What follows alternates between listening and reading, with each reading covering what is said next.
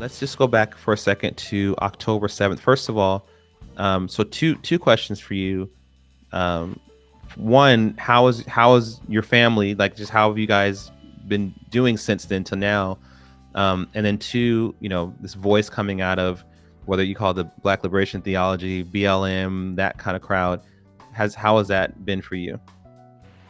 Yeah, so in terms of October 7th, it was a crazy time because, it was number one, it was on Shabbat. And then Yeah. another aspect is that it was during Simchat Torah, which Yep. is Simcha means to, basically happiness, joy, celebration. And we're celebrating the Torah. We went through a whole period of long holidays from Rosh Hashanah, Yom Kippur, Sukkot. So it was like a time of like a culmination Yeah. of this amazing time. And so I just remember that morning, I usually wake up early and I'm learning, getting prepared for Shabbat and these types of things.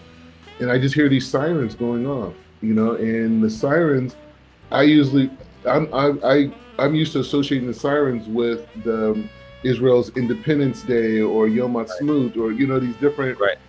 times where, you hear sirens and things like this. Right.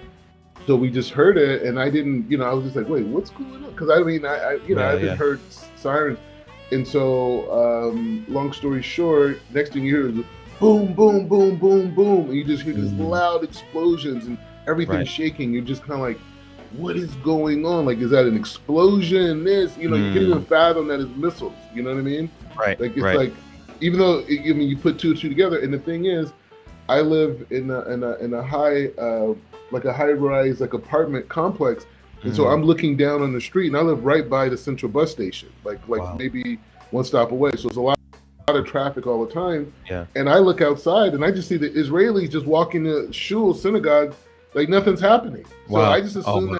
that it wasn't that big of a deal, because the Right. people in Right. Israel, they stopped for a second, they didn't see anything, kept going. It's the resilient Wow. nature. And it wasn't Yeah. until later that day, me and my wife went to, because we had all our food prepared at the house, we do everything. Right. It wasn't until later that day we went to shul, and people are like, and I'm like, hey, what was up with that whole thing this morning with the thing you saw? It's terrible. People are dead, hundreds of people. And I'm like, what? It's like in the South, because a lot of the guys Wow. there were IDF soldiers that they were getting calls that morning. Right. Right. So it's been that, and Wow. then that carried on for like another probably several days, like intense. Like we're running to the bomb shelter every 20 minutes. And in Jerusalem, it's kind of died down a little bit. The first Mm. week was kind of intense, but Tel Aviv and other places more in the center of Israel, they're still running in bomb shelters like every day. You know what I mean? Mm. So different regions have different experiences with the war, but we had Mm. that. But yeah, we're surviving. We're getting a lot of support, these types of things. And Yeah. in terms of the second question with BLM, Yeah. the sentiment is growing for sure, but I think as things grow, it creates an environment for multiple opinions to be developed, right? Mm. So Mhm. if Mhm. and so if everyone, people who are being engaged in this that are African American, you know, there was like the people who like the pioneers Mm.